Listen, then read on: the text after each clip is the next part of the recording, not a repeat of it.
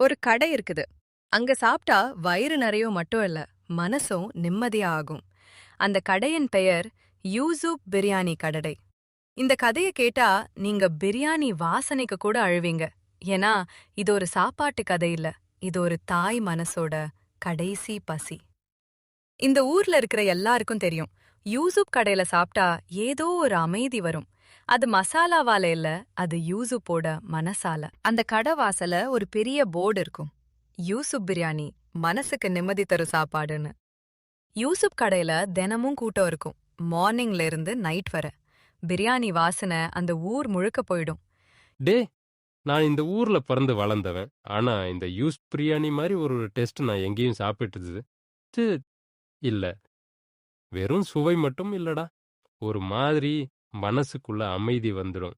என் வீட்ல ஏதோ சண்டை போட்டுட்டு வந்தாலும், என் மனசு பதறி வந்தாலும், இங்க வந்து ஒரு பிளேட் பிரியாணி சாப்பிட்டா அப்படியே மனசு அடங்கிடும். அதான் இந்த கடைக்கு எப்பவும் கூட்டமா. யூசுப் வெறும் சமையல்காரன் இல்ல, அவன் ஒரு நல்ல மனுஷன்.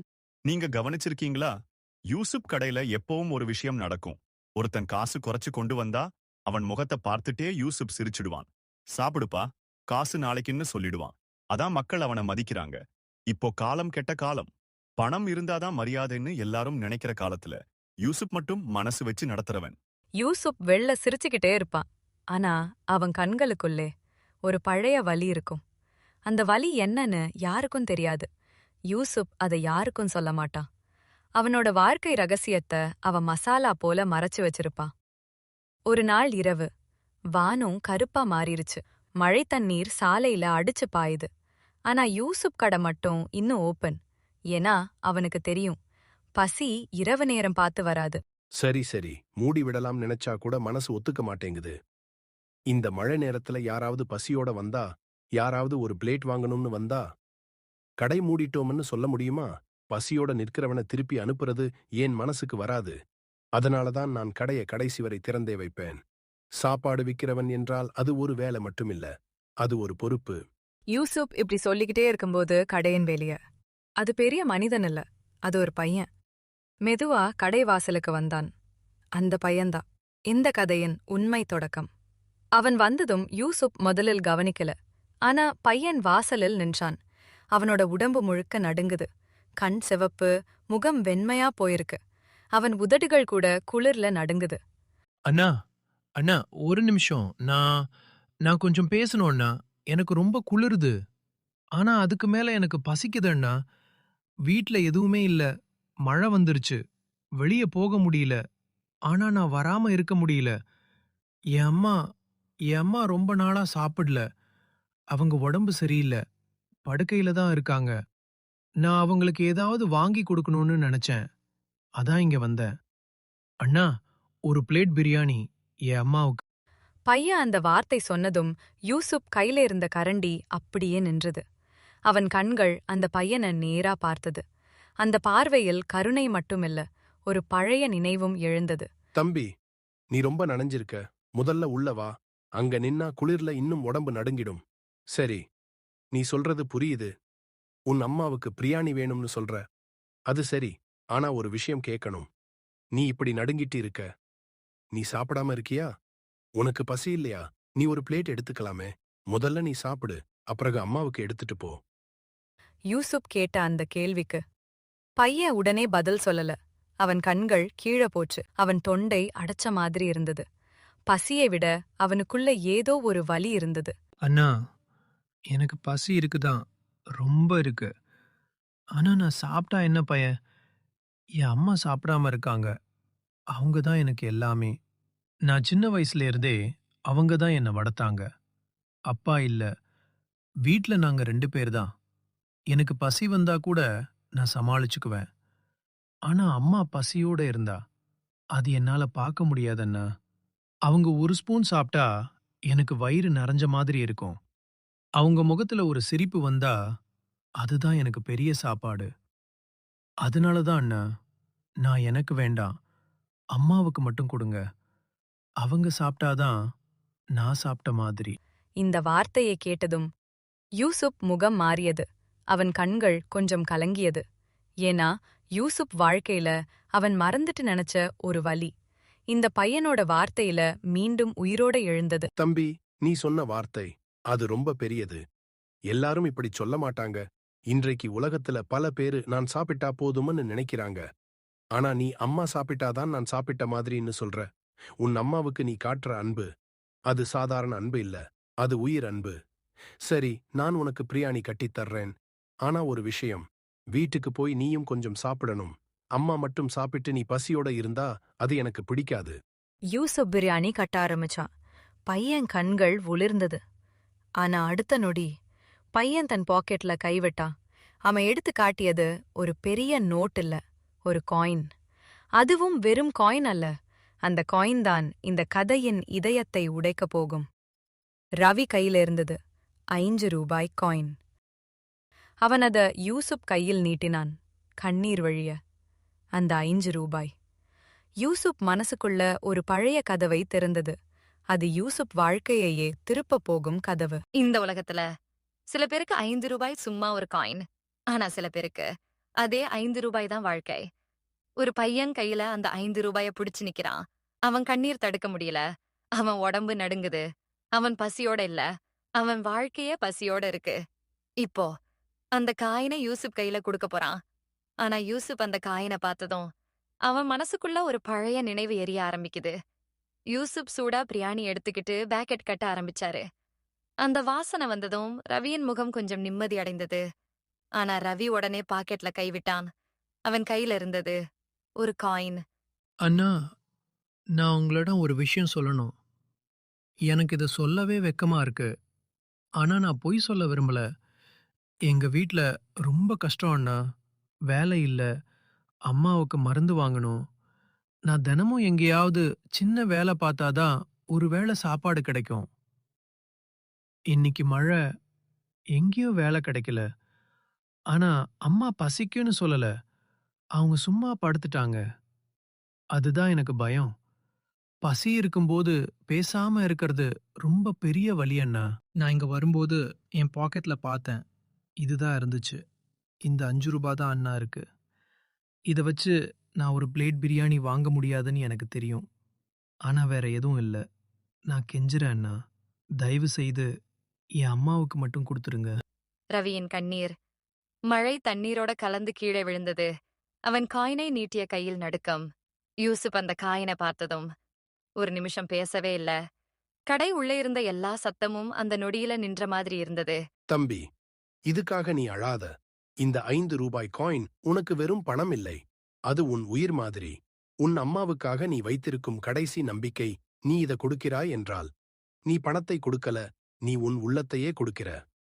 சரி, இதே போதும். நீ இதை எனக்கு கொடுக்க வேண்டாம் கூட. ஆனா நான் வாங்கிக்கிறேன். ஏன்னா உன் மனசு மதிப்புக்காக நான் அதை வாங்கிக்கிறேன். நீ இப்போ கண்ணீர் விடாத. இந்த பிரயாணி உன் அம்மாவுக்கு சூடா போய் சேரணும். இந்த ஊர்ல எல்லாரும் சாப்பிடுவாங்க. ஆனா உன் அம்மா சாப்பிடணும். அவங்க சாப்பிட்டாதான் உன் வாழ்க்கை மீண்டும் ஒளியடிக்கும். அண்ணா, உண்மையா சொல்றீங்களா? நீங்க இத வாங்கிக்கிட்டு பிரியாணி தர்றீங்களா? நான் நினைச்சேன் நீங்க கூட என்ன விரட்டிடுவீங்கன்னு. ஏன்னா எல்லாரும் காசு இல்லைன்னா முகம் திருப்பிடுவாங்க.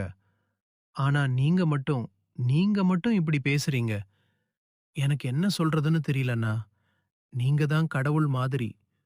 நான் இத மறக்கவே மாட்டேன். நான் பெரியவனா ஆனாலும் மறக்க மாட்டேன். தம்பி, நான் கடவுள் இல்லை. நான் ஒரு சமையல்காரன் தான். ஆனா ஒரு விஷயம் மட்டும் தெரியும். பசியோட இருக்கிறவனுக்கு சாப்பாடு கொடுத்தா அது நம்ம மனசுக்கு நிம்மதி தரும். சரி போ, சீக்கிரம் ஓடு. மழை அதிகமா அடிக்குது. உங்க அம்மா காத்திருப்பாங்க. பிரியாணி சூடா இருக்கு. குளிர விடாம கொண்டு போ. ரவிக்கு அந்த பேக்கெட் கையில வந்ததும் அவன் முகம் ஒரு நொடியில் மாறியது. அவன் கையில தங்கம் கிடைத்த மாதிரி பிடிச்சுக்கிட்டான். அவன் ஓட ஆரம்பிச்சான். மழை அவன் மேல் அடிச்சது. சேறு அவன் காலில் ஒட்டியது. ஆனா அவன் நிற்கல. ஏன்னா அவன் ஓடுறது சாப்பாட்டுக்காக இல்லை. அவன் ஓடுறது அவன் அம்மாவின் உயிருக்காக. அம்மா, அம்மா, நான் வாங்கிட்டேன். இன்னும் கொஞ்சம்தான். நான் சீக்கிரம் வந்துடுறேன். நீங்க சாப்பிடணும் அம்மா. நீங்க சாப்பிட்டாதான் எனக்கு நிம்மதி. நீங்க சிரிச்சாதான் என் வாழ்க்கை நல்லா இருக்கும். நான் இனிமேல் உங்கள பசிக்க விட மாட்டேன். இன்று மட்டும் நீங்க சாப்பிடுங்க. நாளைக்கு நான் வேலை பார்த்து இன்னும் வாங்குவேன். அவன் ஒரு சின்ன குடிசை மாதிரி வீட்டுக்கு வந்தான். முன்னாடி கதவு சரியா மூடக்கூட முடியல. உள்ள மண் வாசனை, ஒரு பழைய பாய். ஒரு மூலையில அம்மா படுத்திருந்தாங்க. அவங்க மூச்சு மெதுவா இருந்தது. உடம்பு ரொம்ப வீக். முகம் சுருங்கி போயிருந்தது. அம்மா அம்மா பாருங்க அம்மா, நான் பிரியாணி வாங்கிட்டு வந்துட்டேன். யூசுப் அண்ணா கடையில இருந்து சூடா வாங்கிட்டு வந்தேன். நீங்க இன்னைக்கு கண்டிப்பா சாப்பிடணும் அம்மா. உங்க உடம்பு சரியில்லைன்னு எனக்கு தெரியும். ஆனா சாப்பிட்டாதான் பலம் வரும். இந்த வாசனை பாருங்க அம்மா, எவ்வளவு நல்லா இருக்கு. நம்ம வீட்ல இவ்வளவு நாளா இப்படி பிரியாணி வாசனை வரல. இன்னைக்கு நம்ம வீட்டுக்கு நல்ல நாள் அம்மா. நீங்க சாப்பிடுங்க ப்ளீஸ். டேய் ரவி, நீ எங்க போன? மழை அடிக்குது, சேரு, குளிரு, நீ நனைஞ்சிட்டியேடா. நீ எப்படி வாங்கின? உன்னிடம் காசு இருந்துச்சா? என் பையன் கஷ்டப்பட்டு வாங்கியிருப்பானேன்னு நினைச்சாலே எனக்கு வலி வருது. ஆனா அந்த வாசனை, ஐயோ, இந்த வாசனை கேட்டாலே என் மனசுக்கு சந்தோஷமா இருக்கு. அம்மா ரவிய பார்த்து மெதுவா கேட்டாங்க. அந்த கேள்வி சாதாரண கேள்வி இல்லை. அது ஒரு தாய் மனசின் உண்மை கேள்வி. டே ரவி, நீ சாப்பிட்டியாடா? உனக்கு பசி இல்லையா? நீ இப்படி ஒல்லியா இருக்கே, முகம் முழுக்க களைப்பு, கண் சிவப்பு. நீ என்ன நினைச்சு உன் பசிய மறந்துட்டியா? உன் வயிறு காலியா இருந்தா என் உயிரே எனக்கு தேவையில்லடா. நான் சாப்பிட்டா கூட உன் பசி எனக்கு கேக்குது. இல்லம்மா இல்லம்மா, நான் கடையிலேயே சாப்பிட்டுட்டேன். யூசுப் அண்ணா எனக்கு கொஞ்சம் கொடுத்துட்டாங்க. நீங்க மட்டும் சாப்பிடுங்கம்மா. நான் சாப்பிட்டுட்டேன். எனக்கு பசி இல்ல. உண்மைதான் அம்மா. ரவி பொய் சொன்னான். ஆனா அது தப்புக்காக சொன்ன பொய் இல்லை. அது தாய சாப்பிட வைக்க சொன்ன பொய். டேய், பொய் சொல்லாத. நீ சாப்பிட்டு இருந்தா உன் முகம் இப்படி இருக்காது. நீ சாப்பிட்டு இருந்தா உன் கண்கள் இப்படி வலிக்காது. உன் வயிறு சத்தம் எனக்கு கேக்குது ரவி. ஒரு தாய் மனசு ஏமாறாதுடா. நீ சாப்பிட்டல. நீ எனக்காக பொய் சொல்ற. ஆனா உன் பொய்ய நான் சாப்பிட மாட்டேன். அம்மா அந்த பிரியாணி பேக்கெட்ட கையில எடுத்தாங்க. அது திறக்கவே இல்ல. அப்படியே நெஞ்சோட அணைச்சுக்கிட்டாங்க. டேய் ரவி, எனக்கு வேண்டாண்டா. உண்மையா சொல்லுறேன். நான் இப்போ சாப்பிட்டா உனக்கு சாப்பாடு இல்லாம போயிடும். நீ சாப்பிடாம இருந்தா நான் உயிரோட இருந்தாலும் அது எனக்கு நரகம். நான் உன்னை வளர்த்தது உன் வயிறு காலியா இருக்கணும்னு இல்ல. நீ வயிறு நிறைய சாப்பிட்டு பெரியவனா ஆகணும். அதான் என் ஆசை. நீதான் என் உயிர் ரவி. நீ சாப்பிடு. அம்மா இப்படி சொல்லாதம்மா. நீங்க சாப்பிடணும். உங்க உடம்பு சரியில்லை. நீங்க சாப்பிடலன்னா உங்களுக்கு பலம் வராது. நான் சாப்பிடாம இருந்தாலும் பரவாயில்ல. நான் தாங்கிக்குவேன். ஆனா நீங்க சாப்பிடணும் அம்மா. நான் இவ்ளோ கஷ்டப்பட்டு வாங்கிட்டு வந்தது நீங்க சாப்பிடணும் என்பதுக்காகத்தான். ப்ளீஸ் அம்மா, இந்த ஒரே தடவை சாப்பிடுங்க. நாளைக்கு நான் சாப்பிடுவேன். நாளைக்கு நான் வேலை பார்த்து இன்னும் வாங்குவேன். அம்மா பேக்கெட்ட திறக்கவே இல்ல. அவங்க கண்ணால் மட்டும் பார்த்தாங்க. ரவிக்கு வேற வழி இல்ல. அவன் ஒரு ஸ்பூன் எடுத்தான். முதலாவது மாவுஃபுல் எடுத்தான். பிரியாணி வாசனை அவன் மூக்க தாக்கியது. அந்த வாசனை அவன் வயிற்ற மட்டும் இல்லை, அவன் மனசையும் உடைத்தது. அம்மா, இந்த பிரியாணி ரொம்ப நல்லா இருக்கு. யூசுப் அண்ணா கடை பிரியாணி தான். வாசனை மட்டும் போதும். ஆனா நீங்க சாப்பிடாம இருக்கிறது என்னால முடியலம்மா. நான் சாப்பிடுற ஒவ்வொரு ஸ்பூனுக்கும் என் மனசு குத்துது. ஏன்னா இது உங்களுக்காக தான் வாங்கி வந்தேன். நீங்க ஒரு ஸ்பூன் எடுத்தா போதும் அம்மா. உங்களுக்காக நான் வாங்கினது நியாயமாகிடும் அம்மா. அம்மா ரவிய பார்த்துக்கிட்டே இருந்தாங்க. அவங்க முகத்துல ஒரு சின்ன சிரிப்பு இருந்தது. ஆனா அந்த சிரிப்பு உள்ள முழுக்க கண்ணீர். சாப்பிடுடா, சாப்பிடு. நீ சாப்பிடுறத பாக்குறதே எனக்கு பெரிய சந்தோஷம். உன் கையில சாப்பாடு இருக்கிறத பாக்குறதே எனக்கு போதும். எனக்கு இப்போ உடம்பு சரியில்லை. ஆனா உன் வயிறு நிறைய இருந்தா அதுதான் என் மருந்து. ரவி சாப்பிட்டு முடிச்சான். அவன் வயிறு நிறைந்தது. ஆனா மனசு வெறிச்சோட இருந்தது. அவன் அம்மாவ பார்த்தான். அம்மா மெதுவா பேச ஆரம்பிச்சாங்க. அந்த வார்த்தை, இந்த கதையின் குத்து. டேய் ரவி, எனக்கு அந்த வாசனை மட்டும் போதுண்டா. நான் உண்மையிலே சொல்லுறேன். இந்த பிரியாணிய நான் சாப்பிடணும்னு ஆசைப்பட்டேன். ஆனா அதைவிட பெரிய ஆசை நீ சாப்பிடணும்னு தான். ஒரு தாய்க்கு உணவு தேவையில்ல. ஒரு தாய்க்கு பசியே இல்ல. அவளுக்கு தேவையானது அவளோட பிள்ளை சாப்பிடுறத பாக்குற சந்தோஷந்தான். நீ சாப்பிட்டத பாத்துட்டேன். அதுதான் எனக்கு விருந்து. என்னம்மா இப்படி பேசுறீங்க? வாசனை மட்டும் போதுமா? நீங்க சாப்பிடலன்னா உங்களுக்கு எப்படி பலம் வரும்? நீங்க இப்படி பேசுறது எனக்கு பயமா இருக்கம்மா. ப்ளீஸ் அம்மா, பாக்கெட் தொறந்து ஒரு ஸ்பூன் சாப்பிடுங்க. நீங்க இல்லாம நான் என்ன பண்ணுவேன்? நீங்க இல்லாம என் வாழ்க்கை என்ன ஆகும்? அம்மா, என்ன பயமுறுத்தாதீங்க. அம்மா கையில இருந்த பேக்கெட் மெதுவா கீழே விழுந்தது. அவங்க கண்ணில் இருந்த ஒளி குறைந்தது. ஒரு நொடியில அவங்க கண்மூடிட்டாங்க. அம்மா அம்மா எழுதுருங்கம்மா. அம்மா. என்னம்மா இது? நான் சாப்பிட்டது உங்களுக்கு பிடிக்கலையா? அம்மா பேசுங்கம்மா. நான் இனிமேல் பொய் சொல்ல மாட்டேன். நான் இனிமேல் உங்கள விட்டுட மாட்டேன். அம்மா எழுந்திருங்கம்மா. அம்மா. ரவி வெளியே ஓடினான். மழை இன்னும் அடிச்சுக்கிட்டே இருந்தது. அவன் கால்கள் சேற்றில் சிக்கினாலும் நிற்கல. அவன் ஒரே இடத்துக்கு ஓடினான். யூசுப் கடைக்கு. அண்ணா அண்ணா. என் அம்மா என் அம்மா. பேசல அண்ணா. நான் பிரியாணி கொண்டு போனேன். அவங்க சிரிச்சாங்க. ஆனா இப்போ அவங்க கண் மூடிட்டாங்க. அண்ணா வாங்க அண்ணா. தயவு செய்து என் அம்மாவை காப்பாத்துங்க அண்ணா. நான் யாரிடம் போவேன்? நான் உங்களிடம்தான் வந்தேன். நீங்க தான் நல்லவர். நீங்க தான் எனக்கு உதவணும். ரவியின் வார்த்தையை கேட்டதும் யூசுப் முகம் அப்படியே மாறிச்சு. அவன் ஒரு நொடியில் வெளியே ஓடினான். மழை, சேறு, இருள், எதுவும் அவனுக்கு தடையா தெரியல. அவன் ஓடினான் ரவி வீட்டுக்கு. தம்பி, பயப்படாத. முதல்ல வீட்டுக்கு போகலாம். அம்மா சோர்வா இருக்கலாம். நான் பார்த்துக்கிறேன். நீ அழாத. நீ இப்படி அழுதா உன் அம்மாவுக்கும் நிம்மதி இருக்காது. சரி, ஓடு. சீக்கிரம். அம்மா எங்க இருக்காங்க? யூசுப் அந்த வீட்டுக்குள் நுழைந்தான். உள்ளே அந்த பெண் படுத்திருந்தாங்க. யூசுப் அவங்க முகத்தை பார்த்த நொடியில அவன் உடம்பே நடுங்கிச்சு. அவன் கண்கள் விரிந்தது. அவன் கையில் இருந்த பை கீழே விழுந்தது. அவன் குரல் கூட வரல. இல்ல இல்ல. இது இது எப்படி?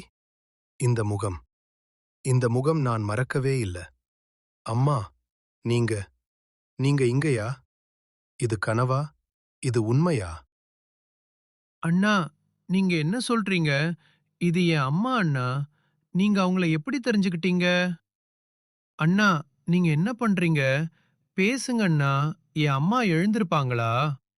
என் அம்மாவுக்கு எதுவும் ஆகாது இல்லையா? அண்ணா சொல்லுங்க. யூசுப் மெதுவா அந்த அம்மாவின் காலடியில் உட்கார்ந்தான். அவன் கண்களில் கண்ணீர்.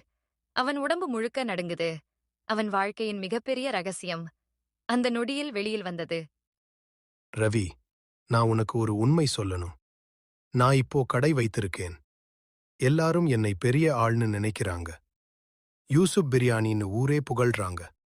ஆனா ஒரு காலத்துல நானும் உன்ன மாதிரிதான் இருந்தேன் ரவி. ஒரு ஏழை பையன். ஒரு மழை நாள் நான் பசியோட நடுங்கிட்டு ஒரு கடை முன்னாடி நின்னேன். கண்ணீரோட நின்னேன். அப்போ ஒரு பெண், ஒரு தாய் என்னை பார்த்தாங்க.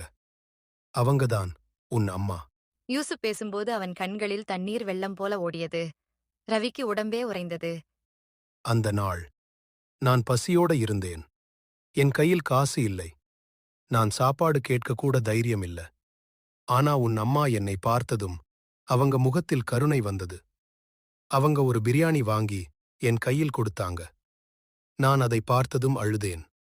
அவங்க அப்போ சொன்னாங்க, ரவி, அந்த வார்த்தை இன்னும் என் காதுல இருக்கு. டே பையா, அழாத. பசியோட இருக்கிறவனுக்கு சாப்பாடு கொடுத்தா அது கடவுள்கிட்ட சேரும். நீ இப்போ சாப்பிடு. நாளைக்கு நீ பெரியவனா ஆனா இன்னொரு பசியோட இருக்கிறவனுக்கு சாப்பாடு கொடு. அதுதான் மனிதத்தன்மை. அந்த வார்த்தைதான் என்னை மாற்றிச்சு ரவி. அந்த ஒரு பிரியாணி தான் என்னை உயிரோட வைத்தது. அந்த நாள்ல இருந்து நான் முடிவு பண்ணேன். நான் பெரியவனா ஆனா நான் யாரையும் பசிக்க விட மாட்டேன்னு. அதனாலதான் என் கடைக்கு மனசுக்கு நிம்மதின்னு பேர் வந்தது. அது மசாலா இல்லை. அது உன் அம்மாவின் ஆசீர்வாதம். யூசுப் மெதுவா அந்த அம்மாவின் கையை பிடிச்சான். அவன் கண்கள் சிவந்தது. அவன் நெஞ்சு உடைந்தது.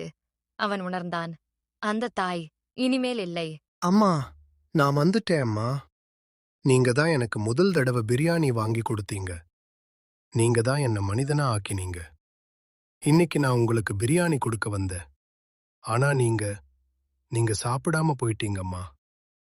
அம்மா, இந்த உலகத்துல நான் எவ்வளவு பேர் வயிறு நிரப்பினாலும் உங்க வயிறு நிறைக்க முடியாம போனதுதான் என் வாழ்க்கையில பெரிய பசி. அண்ணா இது என்ன அண்ணா?